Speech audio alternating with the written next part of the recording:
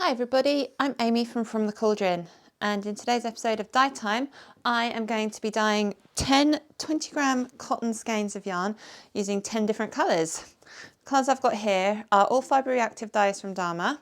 Got Citrus Got Real, Scarlet, Daffodil, Orange Crush, Dragon Fruit, Strawberry Frappe, Bougainvillea, Lime Pop, Turquoise and New Emerald Green. Okay, I have here 20 grams of cotton yarn, Pima cotton yarn in DK weight, and it's been soaking in soda ash and water for probably about 3 hours now.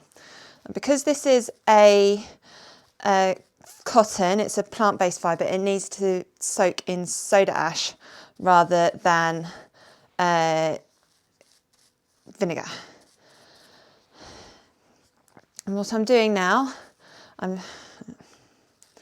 I'm just going to hand paint this. I think I've made up far too much dye solution here. I think this is going to be a lot paler than I was expecting.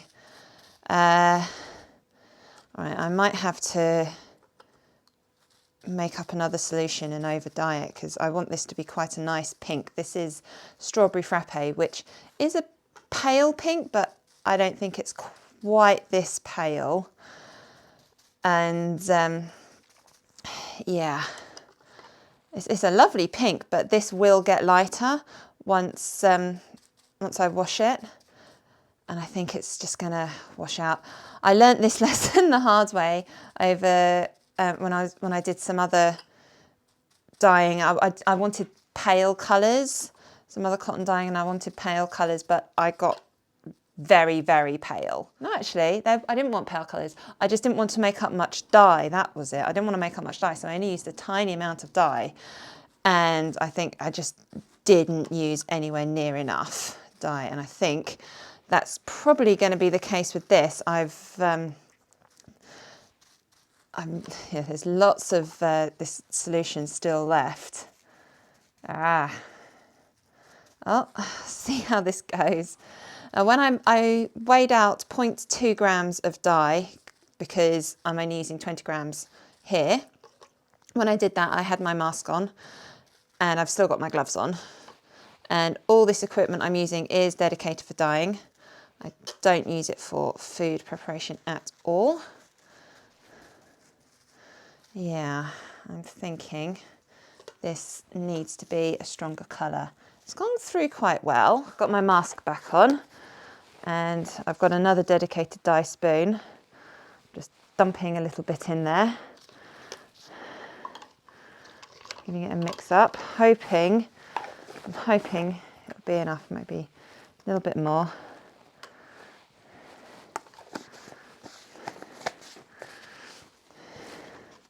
I dissolved this in warm water because I find these dyes do dissolve better in warm water than cold. There we go, that's looking a little bit darker. Hopefully I won't have to over dye this once it's finished. We'll see. Now today I'm going to be hand painting 10 20-gram mini skeins of cotton yarn in a rainbow colourway. My friend Nisha of Ethereal Creations has asked me to do this for her, as she is making up little crochet goddess kits, and she wanted me to provide the yarn for it. So if you're interested, go check her out on Facebook. It's Ethereal Creations. She also has a podcast called Witching Around, which is on Spotify. So go check out what she does. She's very creative, and I really hope that these goddess crochet kits will work well for her. There we go. This cotton has probably got as much liquid in it as possible. Now, because this is cotton, it doesn't need heat, it just needs time to set. As you can see, I've got a towel down on my counter, which I often use for dyeing. You can see there's lots of bits of dye on it already. And I've got this on some cling film. So I'm just going to wrap this up now and leave this for probably about 48 hours or so. Yeah, there's a lot of liquids sort of being squeezed out of this already, so I think I'm going to need another piece of cling film because that is going to leak. And ideally these colours won't transfer onto each other, so I don't want any leaks. This has to stay pink. There we go. My second skein ready, and I'm just going in with the scarlet now. I have already added a little bit more dye to this because again I dissolved 0.2 grams of dye in this, and I've added a bit more because I want this to be quite significantly different from the strawberry. But I'm just going to do this with the other 8 skeins, and I'll check back in once I have done this. And here are the 10 skeins of cotton yarn. Now, as I said, this is cotton, so it doesn't need heat, it just needs time. So I'm going to leave this somewhere out of the way for the next couple of days, and then we can wash it. Now, I have got lots of this dye left over in every colour. Don't worry, I'm about to use those in another project, so keep your eyes open for that video. This has been sitting here for probably about 4 or 5 days in total. Let's have a little look at them. One of those oranges has leaked.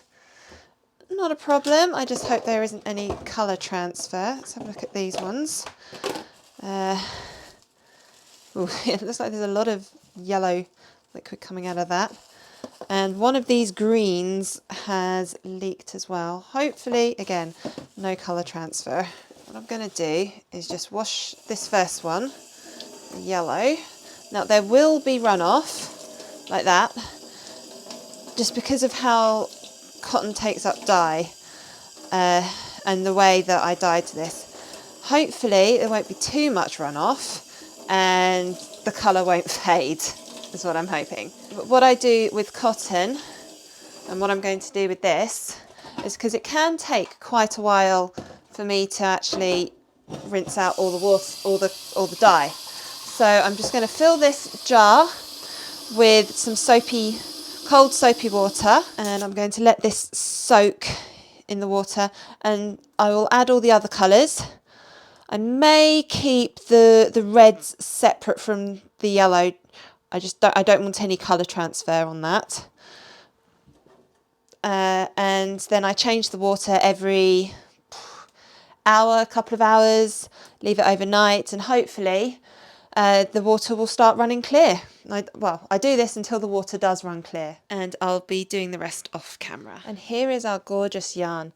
So again, the colours again from the top, we've got strawberry frappe, dragon fruit, scarlet, orange crush, citrus got real, daffodil, lime pop, new emerald green, turquoise, and bougainvillea. Now the one in here that really surprised me is the scarlet up here. I added more dye to that, and it's still quite a pink. It's not as punchy a red as I was expecting. I don't know if that is just how that dye works, or if I didn't use anywhere near enough dye. I'm going to have to experiment and see how I can make that scarlet a more red rather than a pink red. It works very well with this, with the rest of these colours.